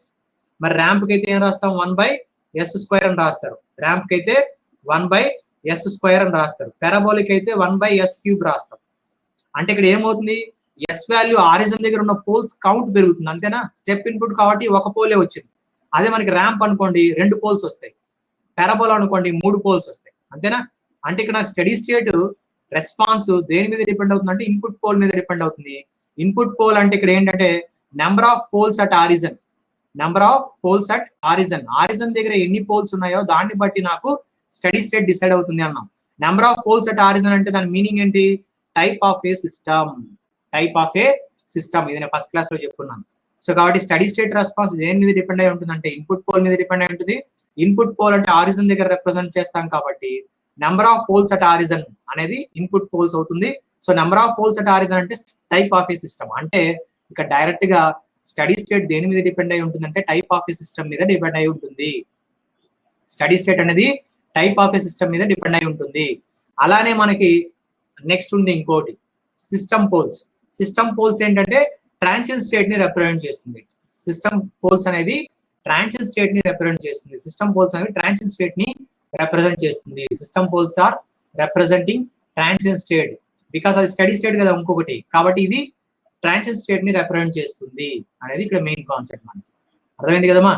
So steady state, transition state, steady state, transition state. System poles transition state ని రిప్రజెంట్ చేస్తుంది. Steady state type of a system. అంటే ఇక్కడ మనకి సిస్టమ్ పోల్ కూడా మనకి నెక్స్ట్ ఆర్డర్ కూడా వస్తుంది. వాటి గురించి మళ్ళీ క్లాస్ లో ఇంకా డీటెయిల్ గా డిస్కస్ చేద్దాం. నెక్స్ట్ క్లాస్ లో దీని ఫర్దర్ కంటిన్యూషన్ ఉంది. ఎలా అనలైసిస్ చేయాలి ఏంటి అనేది ఫస్ట్ ఆర్డర్, సెకండ్ ఆర్డర్ తీసుకొని టైప్ ఆఫ్ ఇన్పుట్స్ ఒక్కొక్క ఇన్పుట్ తీసుకొని మనం అనలైసిస్ చేయాలి. అనలైసిస్ చేసి వచ్చిన కంక్లూజన్స్ ని జాగ్రత్తగా గుర్తుపెట్టుకోవాలి. వాటి మీద మనకి ప్రాబ్లమ్స్ వస్తూ ఉంటాయి. నెక్స్ట్ సెషన్ లో వాటికి సంబంధించినవి మనం డిస్కస్ చేద్దాం. అంటే దీని తర్వాత కంటిన్యూషన్ టాపిక్ నెక్స్ట్ సెషన్ లో కంటిన్యూ చేద్దాం. ఓకేనా? సో ఇది ఈ రోజు క్లాస్ సంబంధించినంత వరకు కంప్లీట్ టాపిక్స్. సో ఈ రోజు క్లాస్ లో ఏమైనా డౌట్స్ ఉన్నాయా? స్వామి నాయక్ అండ్ చందు మీ ఇద్దరే మిగిలారు. మిగతా వాళ్ళు క్లారిటీ వచ్చింది కదా? చందు, గోపిచంద్ చెప్పు. ఓకే, శ్రీ కళ్యాణి అర్థమైందమ్మా ఈరోజు క్లాసు? అంటే ఈరోజు క్లాస్ కొంచెం థియరీ కంటెంట్ ఈ లాస్ట్ కాన్సెప్టే, మిగతావన్నీ ప్రాబ్లమ్స్. ఇది ఓకే, క్లారిటీ వచ్చింది కదా? స్టడీ స్టేట్ అనేది టైప్ మీద డిపెండ్ అవుతుంది. System poles transition state. So దీనికి సంబంధించి ఓపెన్ లూప్ ఆర్డర్ టైప్ మీద నెక్స్ట్ క్లాస్ లో మనం డిస్కస్ చేద్దాం. Order and type. ఓకేనా? ఇంకొక విషయం, రేపు సెషన్ మనకి 10 to 12 ఆల్రెడీ నేను టెలిగ్రామ్ గ్రూప్ లో పోస్ట్ చేశాను. 10 to 12 మనకి ఎలక్ట్రికల్ సర్క్యూట్స్ మీద క్వశ్చన్స్ నుంచి కాన్సెప్ట్స్ ఎలా డెవలప్ చేస్తారు అంటే ఎలా నేర్చుకోవాలనేది మనం ఒక ప్రోగ్రామ్ కండక్ట్ చేస్తున్నాము 10 to 12 మధ్యలో. అది కూడా ఫ్రీ సెషనే, ఎవరైనా అటెండ్ అవ్వచ్చు. సో మీరు మీ ఫ్రెండ్స్ ని మోటివేట్ చేసి 10 to 12 ఆ టైంకి వచ్చి అటెండ్ అయ్యే విధంగా టీచ్మెంట్ యాప్ లో ఆల్రెడీ ఎన్రోల్ చేసుకున్నారు. ఇంకా మీ ఫ్రెండ్స్ మోటివేట్ చేసి రమ్మని చెప్పండి. ఓకే, సో ఇది ఒకటి. నెక్స్ట్ రేపు సండే ఎగ్జామ్ ఉందని చెప్పారు కదా, ఆ సండే ఎగ్జామ్ కి కొంచెం చిన్న మోడిఫికేషన్ ఏంటంటే 10 బిట్స్ ఇస్తానమ్మా. 10 బిట్స్ 20 minutes టైం ఇస్తాను. 20 minutes టైము 10 బిట్స్ ఇస్తాను. ఓకేనా? సో మీకు 10 బిట్స్ మాత్రమే ప్రొవైడ్ చేస్తాను. అది చెప్పాను కదా 3 to 5 మధ్యలో, 3 to 5 ఈవినింగ్ 3 to 5 మధ్యలో ఈ ఎగ్జామ్ అయిపోతుంది. 10 బిట్సే ఉంటుంది, ఎక్కువ ఉండదు. సో 10 బిట్స్ 20 minutes టైం ఇస్తాను, కంప్లీట్ చేసేసుకోండి. ఇదే సేమ్ ఇప్పుడు ఏదైతే కంట్రోల్ సిస్టమ్ ఐడి మనం యూజ్ చేసి క్లాసులు వింటున్నామో ఇందులోనే టెస్ట్ అనే ఒక ట్యాబ్ ఉంటుంది. ఆ ట్యాబ్ లో మీకు ఆ క్వశ్చన్స్ కనబడతాయి. మీరు 3 నుంచి 5 మధ్యలో ఆ మధ్యలో ఒకసారి చెక్ చేసుకోండి. 20 minutes లో ఎగ్జామ్ అయిపోతుంది. సో నేను ఎప్పుడైతే సెషన్ స్టార్ట్ చేస్తానో 3:30 కని పెడితే 20 minutes లో అయిపోతుంది ఎగ్జామ్ టైం అక్కడికి ఎండ్ అయిపోతుంది. తర్వాత మీరు ఓపెన్ చేస్తే రాదు. కాబట్టి నేను ఎప్పుడైతే స్టార్టింగ్ టైం చెప్తానో ఆ స్టార్టింగ్ టైంలో మీరు ఎంటర్ అయ్యి లాగిన్ అయ్యి చేసుకుంటే బెటర్. నేను ముందుగానే ఇంటిమేట్ చేస్తాను, 1/2 hour ముందే నేను టెలిగ్రామ్ గ్రూప్ లో పెడతాను. మీరు ఆ 10 బిట్స్ ఎక్కువ అవసరం లేదు, 10 బిట్స్ ఇస్తాను. ప్రాక్టీస్ చేసి మీరు కొంచెం అటెంప్ట్ చేయండి. వీటికి సంబంధించి మనం ఈవినింగ్ క్లాస్ ఉంటుంది 6:30కి, దాంట్లో డీటెయిల్ గా డిస్కస్ చేద్దాం ఈ 10 బిట్స్. ఓకే, ఇది మనకి ఓవరాల్ గా రేపు షెడ్యూల్. ఇంకేమైనా డౌట్స్ ఉన్నాయా? ఏం లేవని చెప్పారు ఇందాకే. మీ ఫ్రెండ్స్ ఎవరైనా రెఫర్ చేశారమ్మా? ఎవరన్నా వచ్చారా? ఇంట్రెస్ట్ ఉన్నారా ఎవరన్నా? శ్రీ కళ్యాణ్ మీరే చెప్పాలి. మేము మీ ఫ్రెండ్స్ తో టైమింగ్ కొంచెం ఇబ్బంది అని చెప్తున్నారా? అంటే మనకి ఏ టైం అయితే బెటర్ అమ్మా? మీ ఒపీనియన్ చెప్పండి, మీ వాళ్ళు చెప్పిన బట్టి. ఓకే, అంటే ఇది ఓకేలేండి. ఇంకేమైనా అడిగారమ్మా డౌట్స్? అంటే ఇంకా ఏమైనా వాళ్ళు రైస్ చేశారా డౌట్స్? వాళ్ళ సైడ్ నుంచి ఏమైనా ఉన్నాయా అని? అంటే ఈ టైమింగ్స్ చేంజ్ అవుతుంది మాకు ఖచ్చితంగా. కానీ ఏంటంటే ఇప్పుడు ప్రెజెంట్ మాకు ఇప్పుడు పిల్లలు చాలా మంది వచ్చిన వాళ్ళు ఎలా ఉన్నారంటే ప్రాజెక్ట్ రన్నింగ్ లో ఉంది వాళ్ళకి కొంతమందికి. మీకు రివ్యూలో ఉన్నారు. వాళ్ళ ప్రాజెక్ట్ ఇంకా స్టార్ట్ చేస్తున్నారు. బేస్ పేపర్లు ఇంకా అవన్నీ ఇనిషియల్ స్టేజ్ లో ఉన్నారు ఇంకా. వాళ్ళు ఇంకా రివ్యూస్ దాకా పోలే. కాబట్టి వాళ్ళకి ఏంటంటే మార్నింగ్ నుంచి ఆఫ్టర్నూన్ వరకు ఆన్లైన్ లో వాళ్ళకి దానికి సంబంధించిన కోర్స్ నేర్పించి ఆఫ్టర్నూన్ తర్వాత టాస్క్లు ఇచ్చి కంప్లీట్ చేయమంటున్నారు. సో కాబట్టి వాళ్ళకి ఈవినింగ్ ఒక్కటే కొంచెం ఫ్రీ అవుతారు. అది 1 అవర్ 2 అవర్స్ అంటే ఫ్రీ అవుతారు. అందువల్ల పెట్టాము. బట్ ఖచ్చితంగా ఈ టైమింగ్స్ అయితే మారుస్తాం. ఇప్పుడు కాదు, next month starting first week లోనే టైమింగ్స్ చేంజ్ చేస్తాం. కంఫర్టబుల్ గా టైమింగ్స్, ఎందుకంటే వాళ్ళు అప్పటికి ఫ్రీ అయిపోతారు. ఖచ్చితంగా టైమింగ్స్ చేంజ్ చేస్తాం. మీరు చెప్పినట్టు మధ్యాహ్నమే కొంచెం ఎర్లీగా స్టార్ట్ చేస్తాము. ఇబ్బంది ఏం లేదు. 5 లోపల అయ్యేలాగా ప్లాన్ చేస్తాం. కాబట్టి మీ ఫ్రెండ్స్ కి ఈ విషయం కూడా కన్వే చేయండి. కంటిన్యూ అవ్వమనండి. టైమింగ్స్ అయితే ఖచ్చితంగా కంఫర్టబుల్ టైంలో చేంజ్ చేస్తాం. అంటే నేను అనేది ఏంటంటే మీకు ఇలాంటివైనా ఎంక్వైరీస్ వచ్చినప్పుడు ఇమీడియట్ గా నా నెంబర్ కి మెసేజ్ చేయడమో లేదా ఫోన్ చేయడమో చేయండి. నేను క్లారిఫై ఇచ్చేస్తాను మీకు. ఇబ్బంది ఏం లేదు. Okay, right. సో రేపు క్లాస్ లో రేపు ప్రోగ్రామ్ అటెండ్ అవ్వడమా? Okay, see you in the tomorrow session. Okay, bye మా. Good night, good night. Bye మా. Bye bye. Bye Gopichand. Okay.